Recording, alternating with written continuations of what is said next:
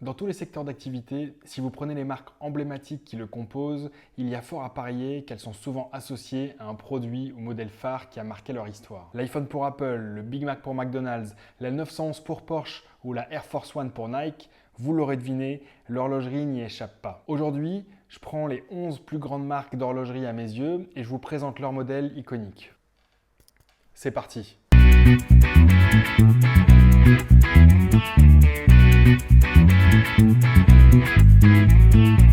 Toutes les marques que je vais vous présenter ont joué un rôle plus ou moins important et ont marqué plus ou moins l'histoire. Pour moi, ce sont les 11 marques incontournables quand il s'agit de parler d'horlogerie de collection et de luxe. Naturellement, il y a d'autres marques légendaires, mais je ne voulais pas vous faire une vidéo d'1 heure, donc certes c'est peut-être subjectif et j'ose croire qu'on n'est pas loin de la réalité à quelques marques près. Si vous souhaitez avoir mon avis sur d'autres maisons que je ne cite pas ici, dites-le moi en commentaire. Et pour ne pas faire de jaloux, je vous les présente ici dans l'ordre alphabétique des noms de marques. On commence donc avec Audemars Piguet et sa fameuse Royal Oak. En 1972, elle bouleverse les codes et s'impose en véritable icône contemporaine. C'est Gérald Genta, designer et artiste horloger suisse, qui dessina entre autres cette montre iconique.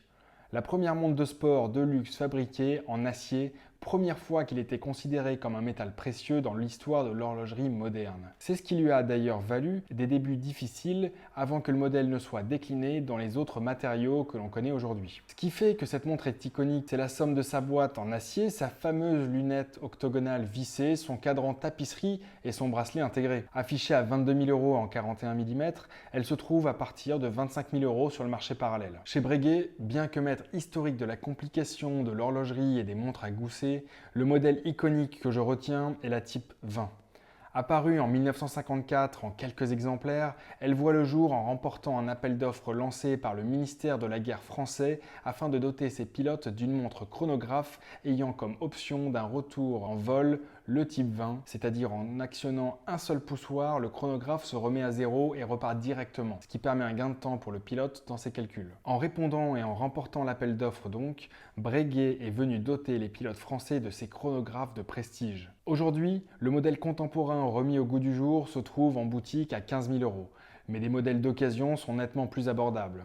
Tout le contraire des types 20 d'époque commandés et limités à 500 exemplaires et pratiquement introuvables, autant que les 2000 produites et vendues par la suite au grand public. Une autre montre assez culte chez les amateurs d'aviation est la Navitimer de Breitling, avec John Travolta comme fidèle ambassadeur de la marque et du modèle.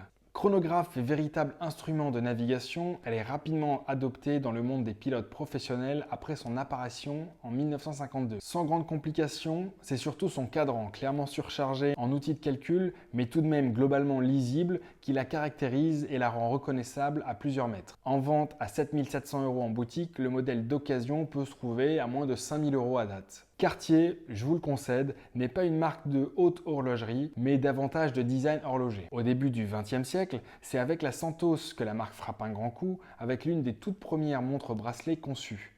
Pourtant, c'est la Tank que je retiens comme leur montre iconique, de par son intemporalité, son succès commercial jusqu'à aujourd'hui, mais aussi par les personnalités qui l'ont faite entrer dans l'histoire. L'inspiration de la marque pendant la Première Guerre mondiale est venue du char de combat, le fameux Renault, symbole de sécurité, de robustesse et de puissance. La collection iconique Tank de Cartier est conçue dans l'idée d'une collection de montres unisex qui a fêté ses 100 ans l'année dernière. Comme je vous le disais, la Tank a habillé le poignet de nombreuses personnalités durant son premier siècle, de Fred Astaire à Michelle Obama en passant par Andy Warhol ou encore Lady Diana. Comptez aujourd'hui un peu moins de 2 500 € pour une Tank solo en acier et neuve et un peu moins de 2 000 € pour une Tank vintage d'entrée de gamme. Chez IWC pour les intimes, c'est en 1939 que le modèle mythique de la portugaise est né, lorsque deux marchands portugais naturellement, Rodrigues et Taxera, passent commande à IWC pour des montres bracelets. La manufacture basée à Schaffhausen répond à leur demande en emboîtant le calibre 74 de montres à gousset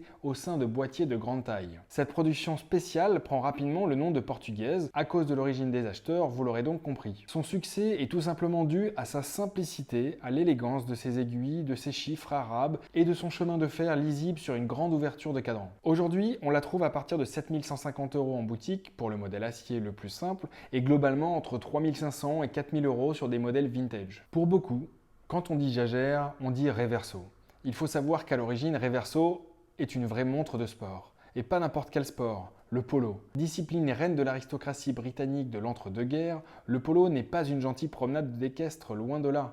Coups de crosse, chute, collision, tout un sport, je vous dis.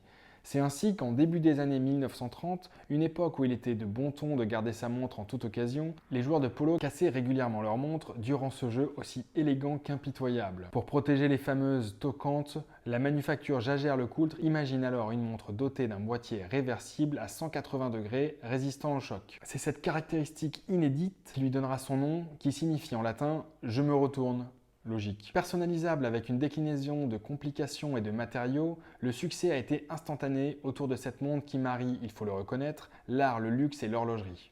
Aujourd'hui, la Reverso reste l'un des piliers de Jaeger-LeCoultre et voit son premier prix commencer à 4 350 € en boutique pour le plus petit modèle en acier contre du 3 000 € sur du marché d'occasion. La Speedmaster d'Omega est peut-être le chronographe le plus célèbre du monde, il faut l'avouer. Signée Omega, cette montre créée à la fin des années 50 avait été pensée pour l'automobile et fut le premier chronographe doté d'une échelle tachymétrique externe. En 1965, la NASA décide d'utiliser la Speedmaster pour équiper ses astronautes et 4 années plus tard, elle fut portée lors de la mission Apollo 11 par Neil Armstrong, mais surtout par Buzz Aldrin lors des toutes premières foulées de l'homme sur la Lune. Et oui, Neil l'avait laissée sur le cockpit de la fusée, donc techniquement, elle n'est pas sortie prendre l'air lunaire. Elle acquit alors le nom de Moonwatch et sera d'ailleurs portée durant toutes les missions suivantes, créant ainsi la légende pour le plus grand plaisir d'Omega. Un must-have accessible en boutique à 4 900 € et un peu moins de 3 000 € d'occasion. La Panerai et sa Luminor.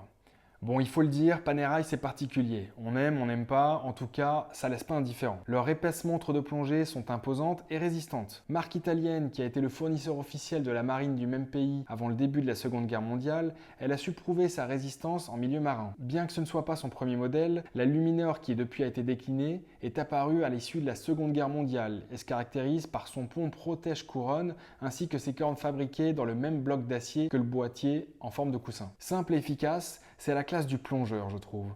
Par contre, plus difficile à porter derrière un bureau. Avec le modèle neuf, d'entrée de gamme, à 4 900 €, la décote sur le marché de l'occasion fait qu'on trouve des modèles dans les 3 000 €. Mais je me fais pas de soucis pour ce modèle particulièrement marqué et marquant de l'horlogerie italienne. Pour Patek Philippe, il peut y avoir débat quant au modèle iconique de la marque. Aujourd'hui, auprès d'une population relativement jeune ou peu initiée de la marque Patek, elle n'a Dieu que pour la Nautilus pratiquement. Pourtant, alors que la marque existe depuis 1839, la Nautilus existe depuis 1976, donc un modèle assez récent finalement. Chez Patek Philippe, l'icône incontestée et quasiment l'incarnation de l'ADN de la marque est pourtant la Calatrava. Véritable quintessence de la montre bracelet ronde, c'est le classique de la montre, décliné dans tous les métaux précieux et toutes les complications, mais un summum d'élégance et d'horlogerie. Sans compter le fait que le modèle porte le nom de la croix de Calatrava, emblème d'un ordre de chevalier espagnol du XIIe siècle, et fameux logo de la marque Patek Philippe, composé de 4 fleurs de lys stylisées. Avec un prix d'entrée de gamme à plus de 18 000 € en boutique,